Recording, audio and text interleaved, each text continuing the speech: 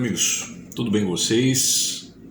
Estou aqui para trazer mais uma reflexão, mais um pensamento, compartilhar algo que me veio. Hoje é dia 23/7/2022, é um sábado, portanto é um Shabat, dentro da tradição judaica. E dentro disso eu quero trazer um pensamento dentro da porção da Parashá da Torá desse dia, que é Matot, que é tribos. Está dentro do texto de Números 30, verso 1, até capítulo 32 ao verso 42. Tem algumas lições que são bem interessantes. A Torá, que é uma palavra hebraica que significa instrução, é comumente traduzida como lei. Ela se refere aos 5 primeiros livros da Bíblia, o Pentateuco, que é atribuída à autoria de Moisés. E lá no cativeiro babilônio, no século VI a.C., onde começaram a surgir as sinagogas, a Torá, esse livro que é sagrado, né, para os judeus, para o hebreu, ele foi dividido em porções para que em cada sábado, nas sinagogas, fosse lido uma porção durante o ano todo, ou seja, durante o ano, para que toda a Torá fosse estudada, uma porção em cada sábado. E hoje, então, essa porção que se chama tribos.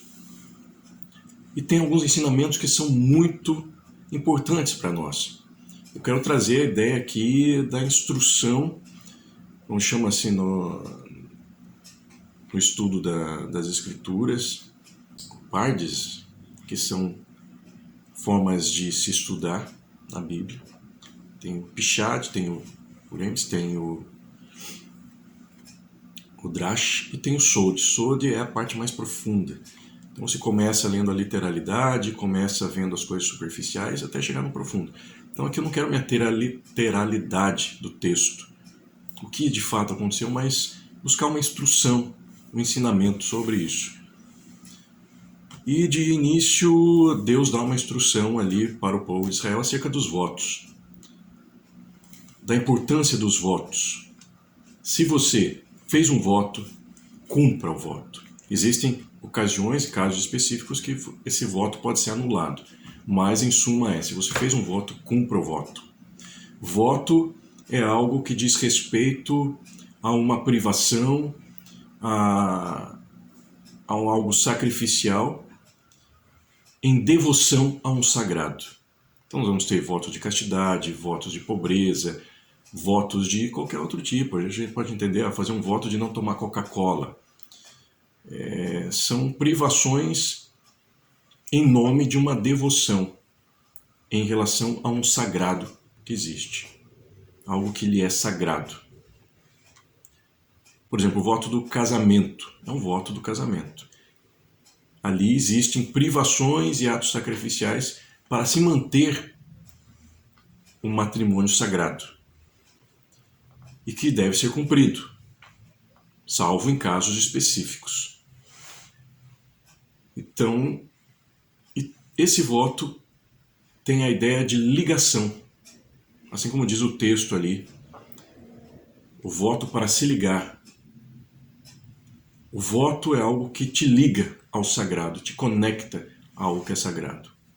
Então, o voto, por exemplo, das eleições, eu estou votando em determinada pessoa, eu estou me ligando àquela pessoa, como num ato de devoção, estou entendendo que essa pessoa é algo que seja maior e que pode fazer alguma coisa por mim, enfim. Eu estou meio que sacralizando isso dentro desse sentido. Então o voto tem a ver com uma sacralização de algo. Tem a ver com um ato sacrificial em relação a algo que eu considero maior. É uma ligação. Então ele diz, se você fez um voto, cumpra. E os nossos votos na vida, cumpramos. Você tem um voto com a tua esposa, tem um voto com a sua companheira, tem um voto com o seu amigo, com um voto com você mesmo, com o seu trabalho, enfim, seja onde for, aquilo que você considera que seja sagrado, cumpra esse voto. Salvo exceções que sejam, de fato, que você precise quebrar esse voto. Mas, em suma, cumpra o voto. Outra questão que é interessante nesses textos da Torá de hoje é que Deus manda o povo ir para a guerra, para guerrear contra os midianitas. E aqui tem 3 questões interessantes. Midian é uma palavra que significa contenda, julgamento. Midian também é um filho de Abraão. E outra questão é que entre os midianitas, havia Balaão, que foi o profeta que tentou desviar Israel do seu caminho. Então nós temos 3 questões aqui. Essa guerra. Então primeiro vamos entender que é um convite à guerra. É uma ordem para a guerra, para um confronto, para matar aqueles midianitas. Ou seja, eliminar. Trazendo para a vida pessoal, eu preciso eliminar ambientes. Eu preciso desfazer laços de sangue, porque Midian ali é parente de Israel. Os israelitas são parentes de midianitas. Então, trazendo nesse sentido, eu preciso eliminar ambientes familiares hostis, relacionamentos hostis, que me provocam julgamentos, contendas e que me tentam desviar do meu próprio caminho. Então, nesse ato simbólico, nessa visão simbólica, dessas 3 questões relacionadas a Midian, e entendendo que esse ambiente hostil, primeiramente, é na minha mente, não é exatamente o físico. Pode ser que seja, mas primeiramente a guerra é aqui que acontece. E é um confronto que você é convidado aqui para fazer essa eliminação desse ambiente hostil que te desvia do teu caminho, que te julga os teus julgamentos, as contendas aqui,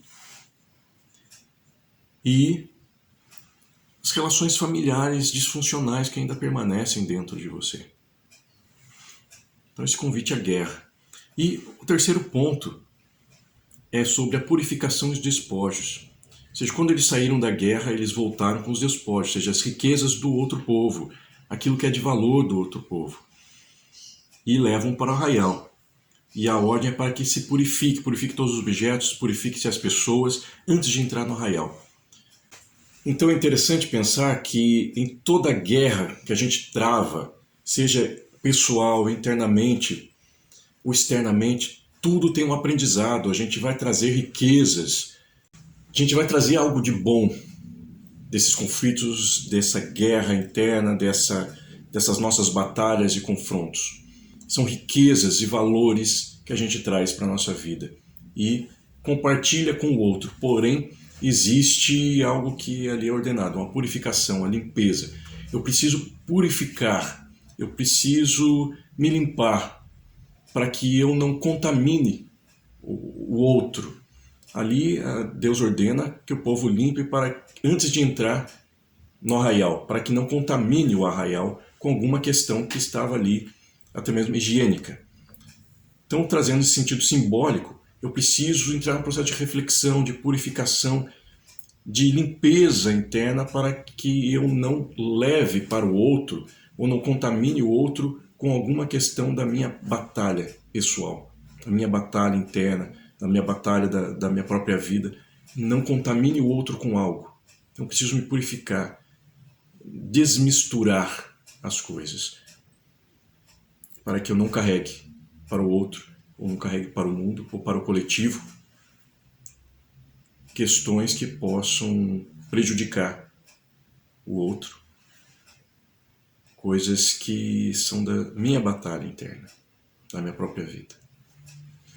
Ok? Então fica essa reflexão deste Shabat. Então, são questões que nos ajudam a viver de um modo mais saudável, a pensar a vida, ampliar o sentido da vida. Ok? Então, Shabbat Shalom.